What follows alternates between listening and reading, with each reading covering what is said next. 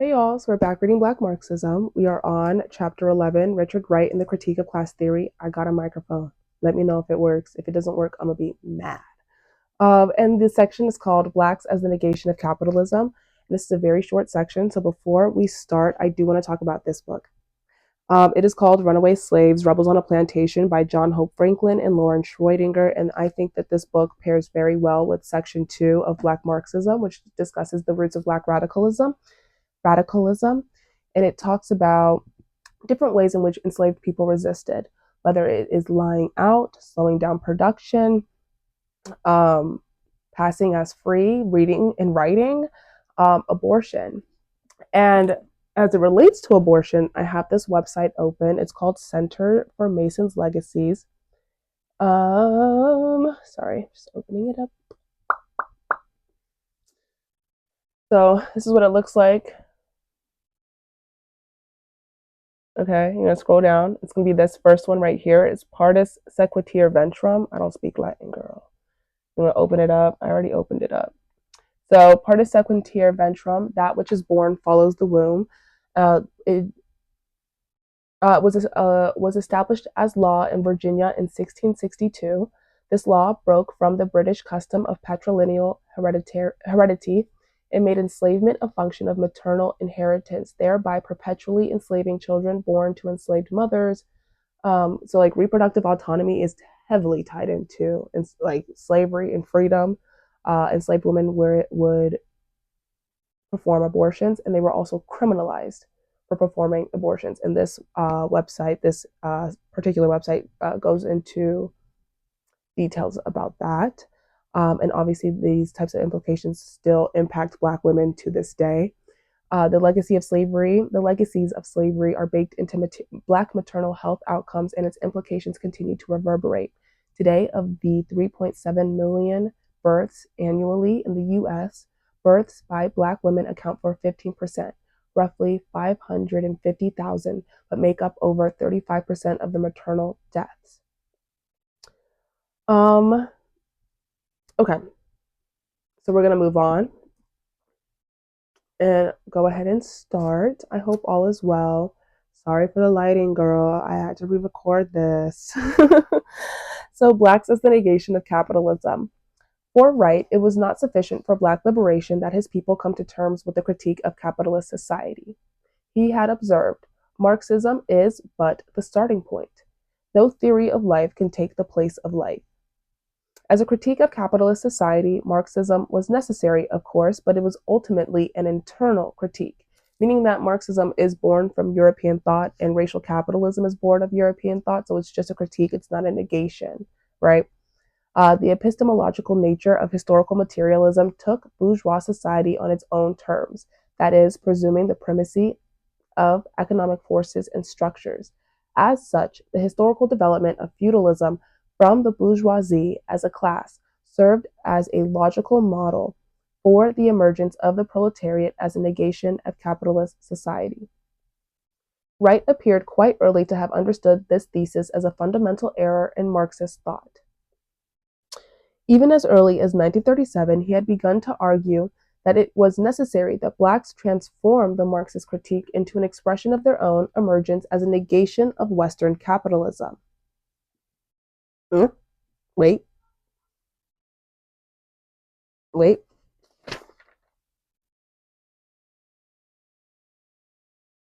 Okay, we're just gonna, because I have a part in here that's really good. Okay, sorry. Though immersed in the American radical movement with its Eurocentric ideology, it had not taken Wright very long to reach the conclusion that the historic development of Black people in the United States constituted the most total contradiction to Western capitalist society. Like, girl, I'm about to go on a whole entire tangent. The workers of a minority people, chafing under exploitation, forge organizational forms of struggle. Lacking the handicaps of false ambition and property, they have access to a wide social vision and deep social consciousness. Their organizations show greater strength, adaptability, and efficiency than any other group or class in society. Wright assumed that the alienation of black workers from American society was more total than that experienced by white white because whiteness is also a social construct, as in the same way that blackness is. But I choose to be black in every lifetime. And just because blackness or race is a social construct does not mean you can just be like you can't. I've seen people say this. Oh, because race is a social construct, why don't we just get rid of it? And it's like you can't just erase history, in my opinion. Um, one, right? But two, I would choose to be black all the time. I love being black. You know what I mean? Um, there can be race without racism, in the sense of like racism is like the denigration, the dehumanization, the devaluation, the exploitation, the objectification of the other, right? But what does it mean when we actually appreciate the other, where we value the other? This is, I think, in Sister Outsider, but I might be wrong. It might be wrong about that. But, anyways, you know, it's just a thought. Um, where was I? Oh, that experience by the white working classes formed in Europe and America. Oh, whiteness as a social construct. Irish people were not considered white. Italians were not considered white, and then they were considered white over time when it was beneficial to those in the ruling whatever. On top of that, Ireland, which is discussed in this book, Ireland was colonized around the same time that Virginia was colonized. And then the indentured servants, Irish and the Scottish. Okay, working classes from okay. This indeed was the more profound significance of black nationalism, and one with which the black intellectual had to come to terms with. I got a book on that too. Classical black nationalism from the American Revolution to Marcus Garvey. And then we have In the Cause of Freedom. I think that's going to be the next book that we read. And then Black internationalist feminism, which goes beyond. Um, okay. And the quote is the emotional expression of group feeling which puzzles so many whites and leads them to deplore that what they call black chauvinism is not a morbidly inherent trait of the Negro, but rather the reflex expression of a life whose roots are embedded deeply in Southern soil. Negro writers must accept the nationalist implications of their lives. They must accept the concept of nationalism because in order to transcend it, they must possess and understand it. And a nationalist spirit. And black nationalism is very different than white nationalism. They're like, white nationalism is like,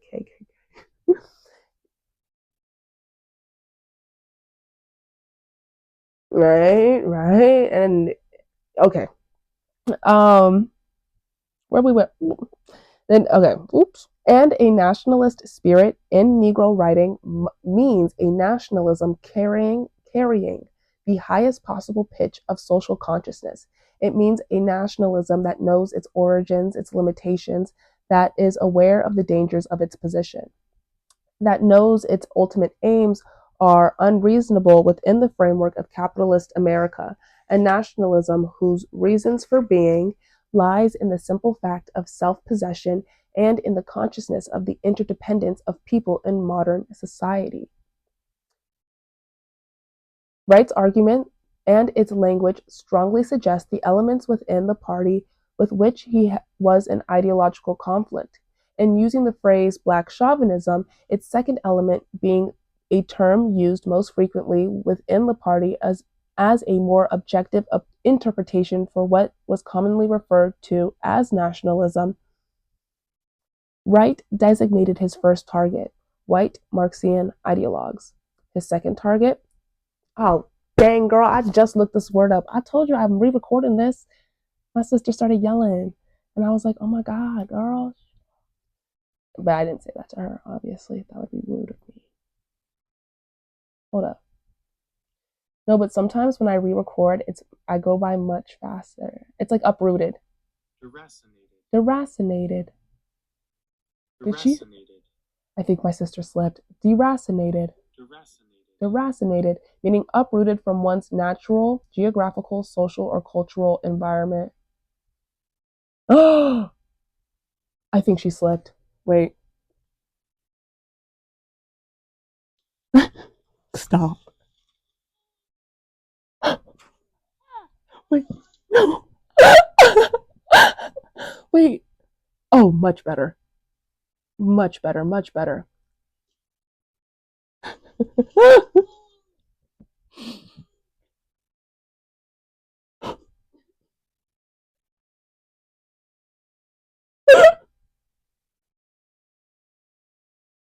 I'm still looking around. Elisa. No way. Same though. I'll come bother you in a second.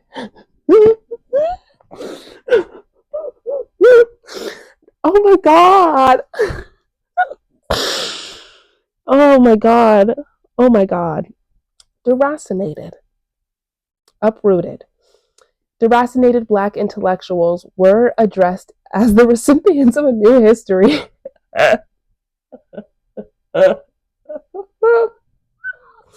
That's too good, bro. They had to be made to realize that Black nationalism was an initial and historical logical stage of a more profoundly universal consciousness. Wright was arguing that American Blacks had been recreated from their African origins by an oppressive system of capitalist exploitation that had at one and the same time integrated them into the emergent organization of industrial production while suspending them from the full impact of bourgeois ideology. Perhaps Wright put this most succinctly several years later in The Outsider. When do I have that book? No, I only have Black Boy and Native Son by Eli Houston, one of Wright's two spokesmen in the novel. Observed, and the quote is, the way Negroes were transported to this country and sold into slavery, then stripped of their tribal culture and held in bondage, and then allowed so teasingly and over so long a period of time to be sucked into our way of life is something which resembles the rise of all men.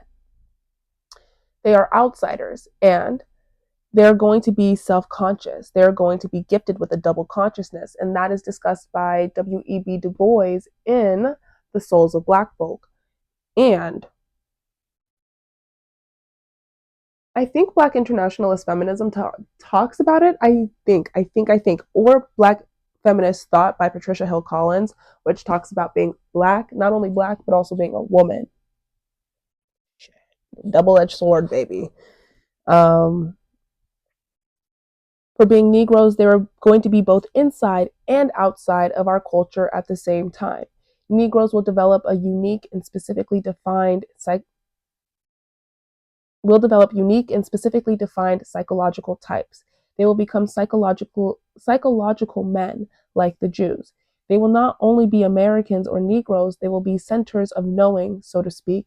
The political, social, and psychological consequences of this will be enormous. Wright believed that racism, the very character of the system by which Black workers had been exploited, had mediated their internalization of the ruling class ideas of American society. Because when it's like to Black people, it's like, that don't apply to us though. What do you mean? You know what I mean? Like, how do I explain it? What's a good way to explain it? Because we're on the outside, we don't receive the same benefits, so we understand like, oh, this is unfair, so I don't really want to partake generally, because some, ugh, we got miseducated Negroes. Hey, but that's like a whole different conversation in terms of the miseducation of the Negro talking that Carter G. Woodson talks about, which is really interesting, but not really though, because it's still seen as like subhuman. Girl, I'm about to go off on a whole tangent and start yapping. He went on to assert that unlike the dominant sectors of European and Euro-American proletariats, the Black proletariat, historically from the legal and political disciplines of slavery to its peculiar condition as free wage labor, had developed a psychic and cultural identity independent from bourgeois ideology. Oh, like think about like how like poor white people can still be racist and like still harm themselves, but for like poor black people and black people as a whole, but poor black people, it's like, girl, you in the same boat as we are. What is y'all doing? Hello? Does that make sense? Yeah. Um, this construction of rights pushed the insight of Du Bois and others far beyond the critique of black-white labor solidarity. What Wright was suggesting went even beyond the most extreme position in the 1930s of American radicals that blacks were the vanguard of the American working class. Wright was asserting that the Black revolutionary movement, in the process of transcending a chauvinistic nationalism, was emerging as a historical force that would challenge the very foundation of Western civilization. Reduced to its simplest terms, theme for Negro writers will rise from understanding the meaning of their being transplanted from savage to civilized culture in implications. It means that Negro writers must have in their consciousness the foreshortened picture of the whole, nourishing culture from which they were torn in Africa, and of the long, complex, and for the most part unconscious struggle to regain in some form and under alien conditions of life a whole culture again. Yeah, I like that. For Wright, it was at precisely this point in the culture's ideational, thank you, in the culture's ideation, no, ideate, what is wrong? What the heck? Ideational. Okay. Conceptual and ideological. Oh, I spit a little bit. Sorry. Ah! And ideological extension that the writer and other intellectuals are required. In the construction of myths and symbols emergent from the experience of Black people, the responsibility of the intellectuals was to create values by which their race is to struggle, live, and die. This is precisely the task Wright was assuming 16 years later in The Outsider. Okay, we're at 17 minutes.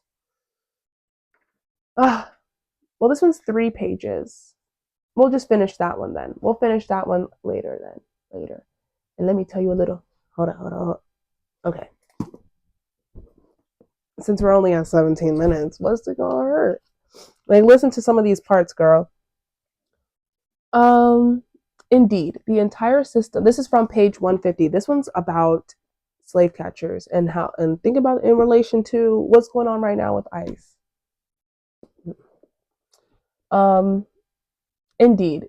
Oh, because we're literally on a global plantation. Okay. Indeed, the entire system of slavery was predicated on the ability of whites to control their property. When a slave ran away, it was necessary to make every effort to recover the miscreant. It seemed as if the peculiar institution itself was on trial, like it was a negation of that system, because it's like, but we can get our freedom. Sorry. You know what I mean? Like, what do you mean? Y'all control everything. What do you mean y'all are superior? We want to be free. I don't care what you think. Is this still on? Okay, good. It seemed as if the peculiar institution itself was on trial when such breaches occurred.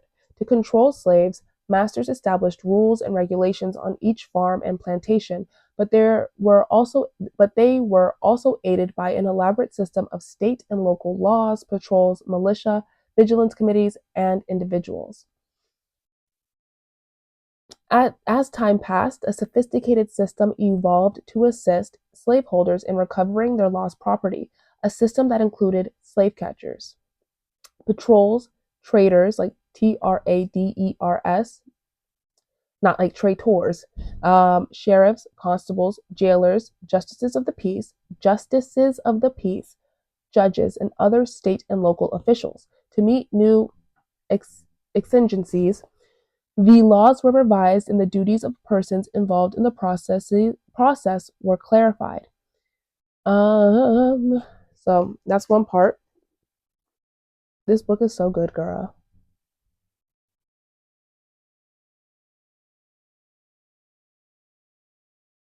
I'm gonna find a good. Oh, it talks about like free, like self-hired slaves because they were like, I still want my freedom, even though I got these privileges. Because back then it wasn't just like slavery as we are taught in terms of everybody that is black is enslaved. Like there was like quasi slavery or quasi freedom, where they can hire themselves out, especially if they were a skilled worker. People were obviously free. In Virginia, there's like in different states, there's like a book of free Negroes. And in Virginia, if you were free, like I don't know what year it was, but you had I don't know what year this was like stated. Like people had to leave, like freed people had to leave. Actually, that just reminded me. Okay, so in Alexandria, Virginia, uh, what was it?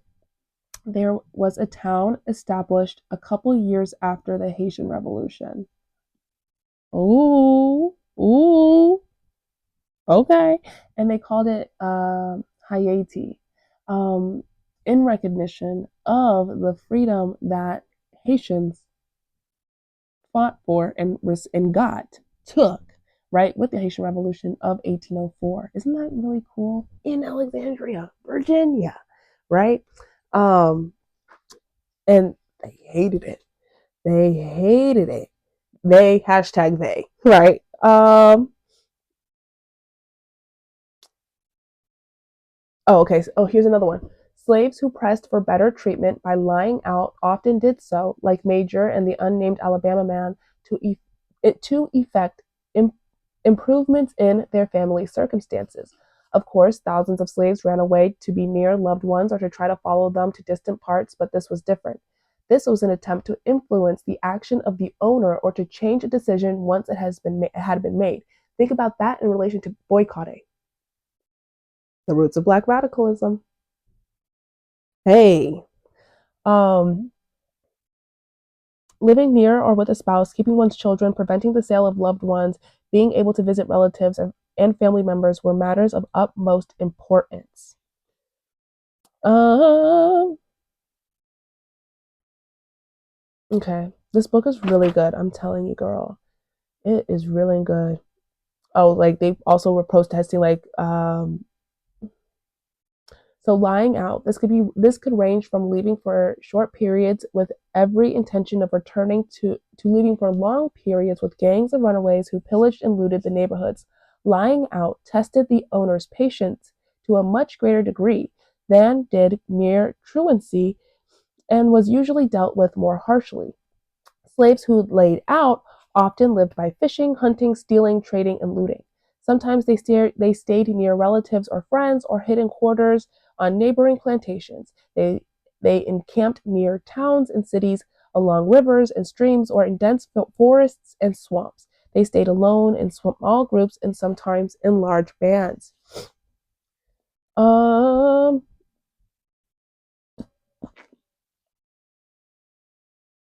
so even under the best of circumstances, those remaining in the same area confronted many obstacles. Oh, that's a different part. So we're going to keep going.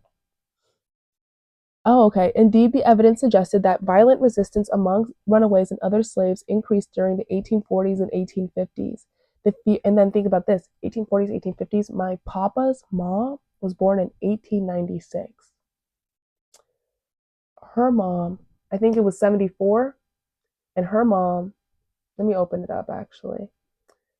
Um, I had a ancestor who was on a preview plantation. Her name was Rebecca.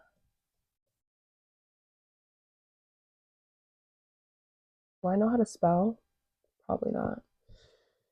1840s and 1850s, the fear and anxiety white Southerners experienced during the late antebellum period stemmed neither from the abolitionist attack nor the rise of Black Republicans in the North. Can you? Thank you. Despite every effort of systematic control, including laws, patrols, and severe punishments, the flow of runaways and their violent assaults on persons and property not only continued but increased. Thus, the dilemma slaveholders confronted was that the more they sought to control, like think about even right now, the more they seek to control, okay, and curb runaway violence, theft, and clandestine economic activity, the more it continued to be a matter of some urgency. And think about right now with the hypermilitarization of the police. Ugh. Okay, open up my tree. I want to see. This is a really good book, girl. I'm being so serious. It's really good.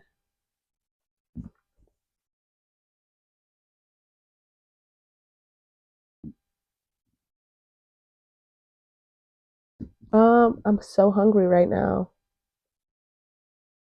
I'm hungry.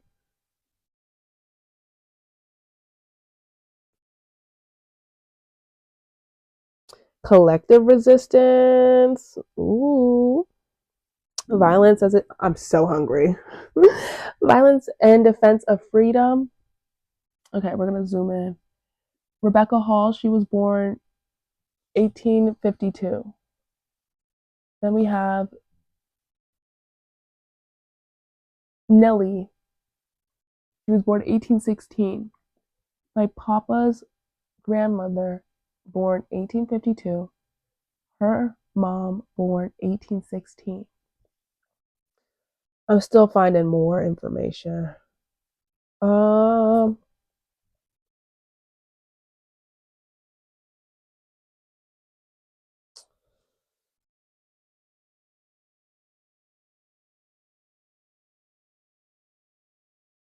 okay, we'll just end it here. Anyways, thank you for listening. I really appreciate it. This is a really good book. I hope y'all have a good evening. Oh, and this book, Classical Black Nationalism, is really, really good as well. Anyways, nope. You know, I was about to go off on a tangent. Thank you for being here. I really appreciate it. I hope y'all have a good night. Stay safe, look out for people around you, and stay warm. Okay, bye, y'all.